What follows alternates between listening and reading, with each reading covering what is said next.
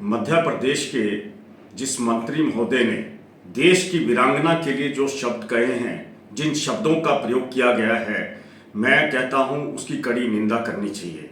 आज तो हालत ये होगी कि वहां के माननीय हाईकोर्ट ने भी ये कह दिया कि उसके ऊपर एफआईआर की जाए और अलग अलग धाराओं में एफआईआर भी हो गई। लेकिन आज जो मंत्री महोदय जो हैं वो शर्याम माफी मांग रहे हैं। मैं कहता हूं ये भारतीय जनता पार्टी का असली चाल, चेहरा और चरित्र है।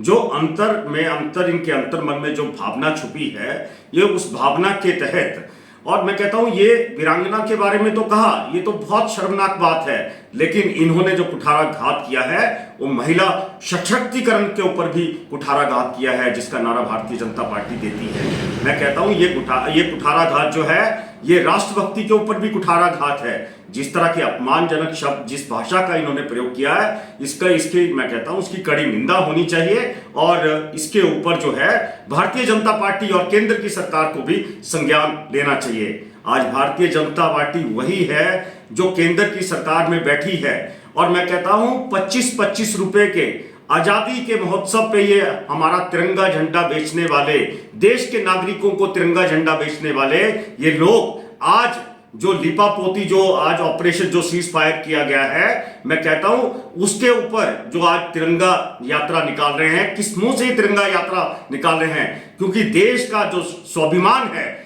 देश की आन बान जो तिरंगा है, इसको इन्होंने 25-25 रुपए में बेचा है। और आज देखिए, आज उसी अपनी आन बान शान के तहत आज ये किस मुंह से तिरंगा यात्रा निकाल रहे हैं? मैं कहता हूं ये दोगला चेहरा, चरित्र जो है भारतीय जनता पार्टी का, आज लोगों को समझ आ रहा है। इसके बावजूद एक स्टेटमेंट और आ रही है, ट्रेड एंड टेरर।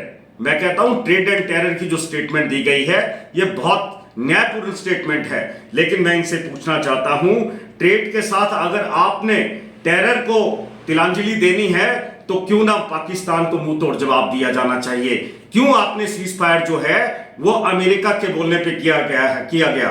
तो मैं ये कहता हूं ये ट्रेड एंड टेरर की जो नीति है, पाकिस्तान नहीं लेकिन जो टर्की है उनके खिलाफ भी होनी चाहिए। जो विदेशी ताकतें जो हिंदुस्तान के खिलाफ काम कर रही हैं, उनके खिलाफ अपनाई जानी चाहिए। इसकी जिम्मेदारी जो है भारतीय जनता पार्टी की जो केंद्र सरकार है उनको लेनी चाहिए। ये सवाल जो है ये मैं नहीं कर रहा, आज देश का हर नागरिक ये जानना चाहता है कि आपको इसके बारे में अपना स्पष्टीकरण अवश्य देना चाहिए।